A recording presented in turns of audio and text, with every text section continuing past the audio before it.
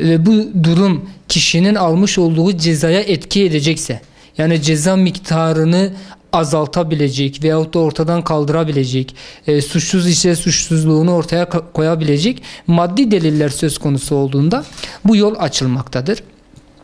Bu çerçevede yeniden yargılama yoluna gidilebilir. Kanunun aramış olduğu bu şartları taşımayan hiç kimse bu yoldan istifade edemez. Yani benim canım sıkıldı, yeniden yargılamaya başvurayım, aldığım cezalar ortadan kaldırılsın diye bir mantığı yoktur. Ceza kanunları ceza genel prensiplerine de aykırı bir durumdur. Şimdi neticede kanuni düzenlemeler yapılırsa bu yol açılabilir.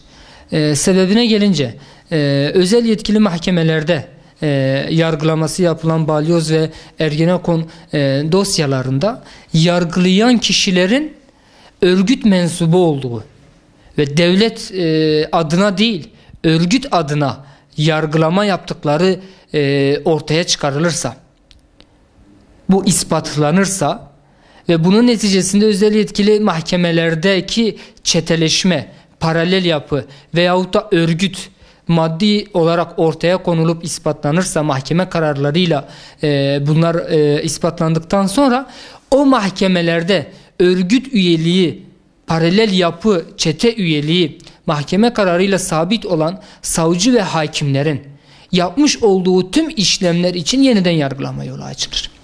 Fakat bu yapılmazsa, bu yapı kanuni olarak ortaya çıkarılmazsa, bir yargılama neticesinde bunların bu şekilde bir örgüt yargılaması yapıp insanlara delil ihdas etme yoluyla ceza verme yoluna gidildikleri ispatlanmazsa doğal olarak onların yapmış oldukları yargılamaların yeniden yargılama yolunun açılması diye bir durum söz konusu olamaz. Tabi bu sadece Ergenekon ve Balyoz davası için de olmaz.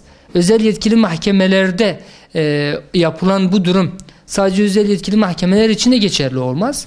Bu paralel yapıya, bu çeteye, bu örgüte mensup olduğu ispatlanan tüm savcıların ve dolayısıyla yargılamaları yapan ve örgüt üyeliği ispatlanan tüm hakimlerin yapmış olduğu tüm dosyalar için yeniden yargılamanın yolunu açılması lazım. Siyasi davalar yönüyle özellikle söz konusu olduğu için söylüyorum.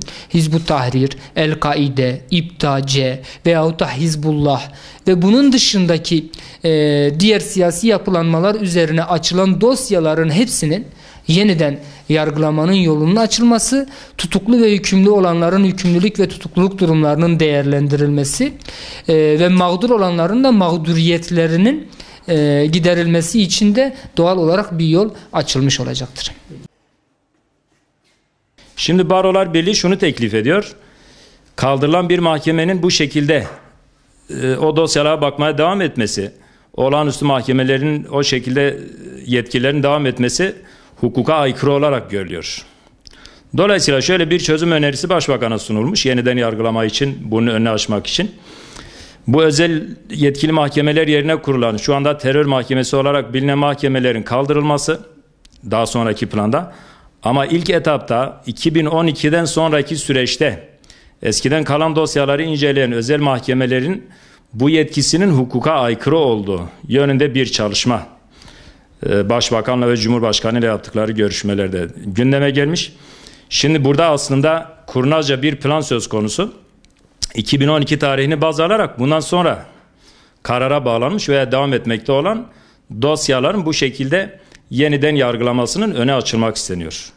Aslında bu kurnazca bir plan, çünkü bu tarihten sonra karara bağlanan veya halen devam eden dosyalara baktığımızda açıkça Ergenekon ve Balyoz dosyalarının kastedildiği ortadadır. Dolayısıyla yapılmak istenen şudur: Barolar Birliği AK Parti'nin son süreçte yaşadığı sıkıntılı siyasi ortamdan dolayı sıkıntılı halinden de durumundan da istifade ederek Balyoz ve Ergenekon tutuklularının veya hükümlerin serbest bırakılması, bu şekilde siyasi bir operasyonla yargısal işlemlerden daha öte siyasi bir operasyonla bırakılmasını arzuluyorlar. Tabii ki bu şekilde olursa 2012'den sonraki bu Balyoz ve Ergenekon tutukları için bir örtülü af olmuş olacak. Bu da tabii ki vicdanları rahatsız eden bir uygulama.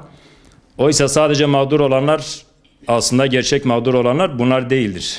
Hatta bunlar mağduriyeti, mazlumiyeti yaşatan kişilerdir. Asıl mağdur olanlar uzun yıllardır Devlet Güvenlik Mahkemesi zamanında da ve hatta daha öncesinde, tarihsel olarak bunu daha geri de götürebiliriz. Örneğin Kürt isyanları sırasında veya Cumhuriyet'in ilk dönemlerinde istiklal mahkemeleri kurulmuş. O zamandan başlayarak devlet güvenlik mahkemeleri, sıkı yönetim mahkemeleri, daha sonra özel yetkili mahkemeler ve geldiğimiz sürece kadar bütün yargılanan kişilerin mağdur ve mazlum olduğunu göz önünde bulundurmak lazım. Ve şayet yapılacaksa bu mağduriyet ve mazlumiyetin giderilmesi, illaki genel bir affın çıkarılması lazım. Yoksa bu şekilde ve sadece Ergenekon, Balyoz tutuklarını kapsayacak şekilde bir düzenleme yapılırsa bu hukuki olmadığı gibi aynı zamanda vicdanı ve adaleti de rencide eder.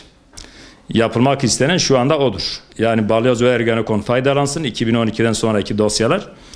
Daha öncekiler ise hiç gündeme bile getirilmiyor. Bu konuda sivil toplumun diğer partilerin de duyarlı olması lazım. İçeride mağdur ve mazlum bir şekilde tutulan binlerce insan var. Özellikle 28 Şubat sonrasındaki süreçte. Şu anda halen cezaevinden mağdur olan İslami kesimden, İslami hassasiyetlerinden dolayı mahkum olanlar var. Bunları da kapsayacak bir düzenleme lazım şayet yapılacaksa. Bu da ancak şartsız bir genel af olabilir. Yoksa bu şekilde hukuku ihlal ederek, yasa çıkararak sadece belli bir kesime yönelik bir düzenleme yapılırsa bu haksızlık olur.